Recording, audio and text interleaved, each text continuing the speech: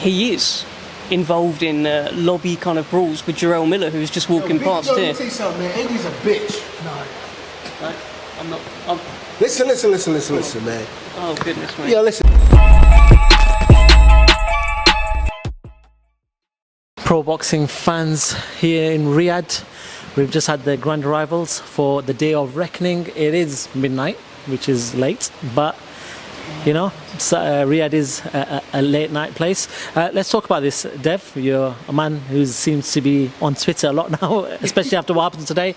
Let's talk about it. Anthony Joshua turns up, you're presenting, and a lot of things that are being said online was a bit awkward.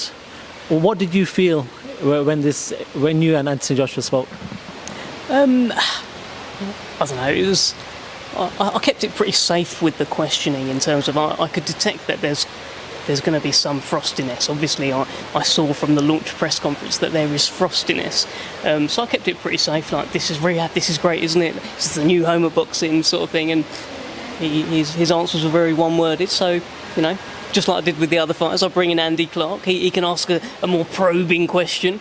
But he also didn't really give Andy Clark anything. Then we had Darren Barker there. I thought, this is Mr. Matchroom, right? Bring him in. And he didn't really give Darren Barker anything. So, I don't know. Here's what I would say. At the start of the week, if you'd have said to us, there will be an interview or there will be a moment at the grand arrivals, the first showpiece event of Fight Week, that will get a lot of views and go viral. Would you like it, yes or no? Well, yes, please. Yeah, just tag it up, put the link at the end, and hopefully everyone buys the pay-per-view. So these showpiece events in Fight Week are designed to create moments. Moments create interest creates buys. So it's all good. What did you make of his demeanour in general then? Obviously saying what you've said, and you know, I don't think he gave much away to much of the media today, which, you know, you can read into whichever way you want. But what did you say? Because you were a lot closer to him than we were. He wants to fight. He wants to take someone's head off. I would hope that it's not me. I would imagine it's going to be, if anyone, Otto Wallin. But look, he's just ready to go, and you can tell. Look, he's not interested in doing interviews with people, especially me. You know, doing interviews with people about like how his camp's gone and how he's feeling. Is he mentally weak? Otto Wallin said this. Miller said this. He doesn't care. He's actually got a very, very tricky fight in front of him. At 6 weeks' notice, he's taking on a southpaw. When he's previously said he doesn't particularly like taking on southpaws. So if all of his focus is on that guy, and it sounds like it, then great. That's a good thing if you're an Anthony Joshua fan. That's a good thing if you're a fan of potentially getting Joshua against Wilder next, should Wilder come through. So this version of AJ, it could lead to him having success. On the flip side of that, he is involved in lobby kind of brawls with Jarrell Miller, who's just walking past here. Let me tell you something, man. Andy's a bitch. No, I'm not. Listen, man. Oh, goodness me. Yeah, listen, man. My man is doing his job. I don't know why AJ giving him a hard time. AJ, stop acting like a sissy file. Posh, stuck up, spoiled brat. I got your back. Brooklyn got your back. He fuck with you, just give me a call. I'll run down and beat his ass real quick. He don't want no smoke.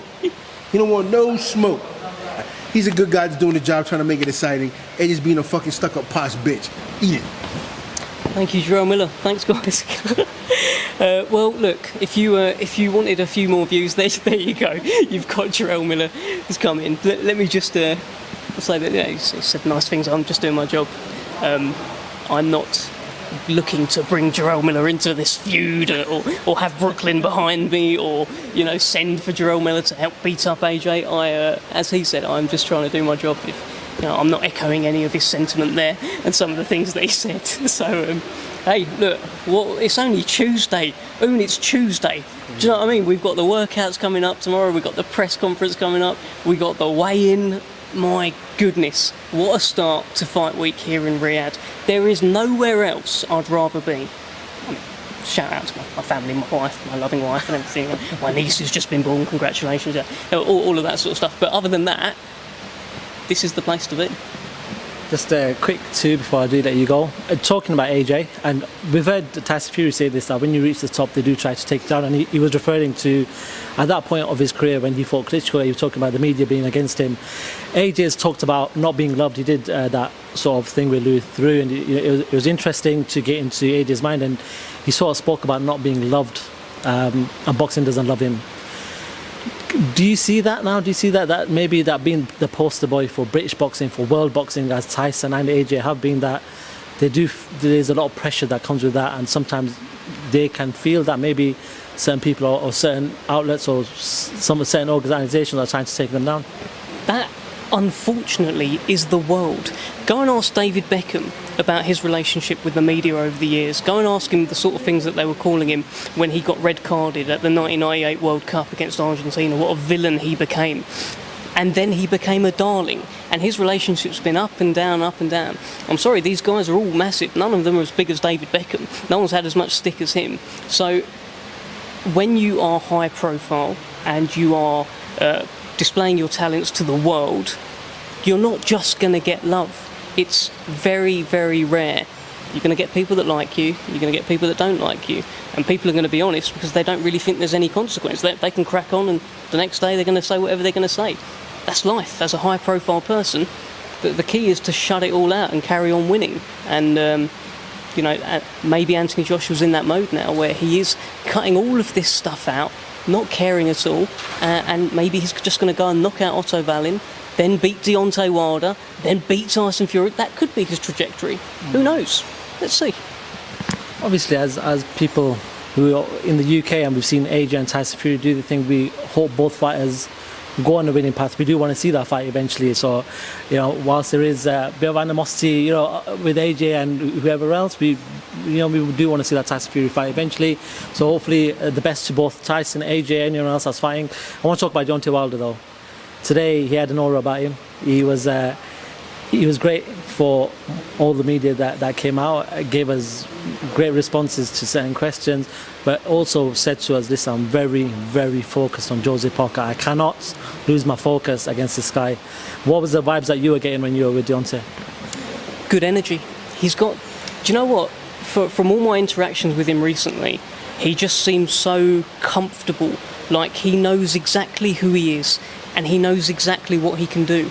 And by the way, I don't think that's always been the case. First time I met him was around the first Tyson Fury fight, where he came over to BT Studios and they did that presser and that. I was around him a little bit there in a different capacity. I was sort of looking after him. And I didn't get that same energy that I get now. At that point, he wasn't as sure of himself. He obviously had Tyson Fury sort of, making him dance a merry tune, making him lead. He didn't know what to expect. But right now, this Deontay Wilder is just... He seems at peace with himself. He knows what he can do. He knows about the power he's got in those two hands. He knows that he can render any man in the world unconscious. He's a dangerous, dangerous guy, as is Jarrell Miller, who just walked past. Also a dangerous guy. Oh, by the way, what a fight. That could potentially be one day, Miller Wilder. Oh, goodness me. I'd love to chair the presser for that. I would hope they'd talk to me. But, interesting week. Well, interesting day. It's been the first day of media and... very interesting. We will catch up. It's late. I did say I'm going to take a couple of new minutes, but Jarrell came in, so I'm not saying no to him. I'm not going to throw him out. So, fair play to yourself. Listen, apart from whatever's happened today, I'm sure you get your plaudits for the job that you've done today on Queensberry live show. And we'll speak to you during the week once we get more developments into your beef with AJ. I'm joking. Thank you very much for talking to Pro Box fans. I appreciate your time. Let me just add there, and I've said this before. Listen, in my religion, you're not actually allowed beef. Oh, yeah. So this is not allowed at all. I've been told since I was yay high, no beef, Deb. You're not allowed. Put that away. No McDonald's for you. Go get the chicken, So I'm not used to this beef. I don't need this beef, all right? Wicked. On that note, Dev Sahni, always a pleasure, mate. Thank you so much.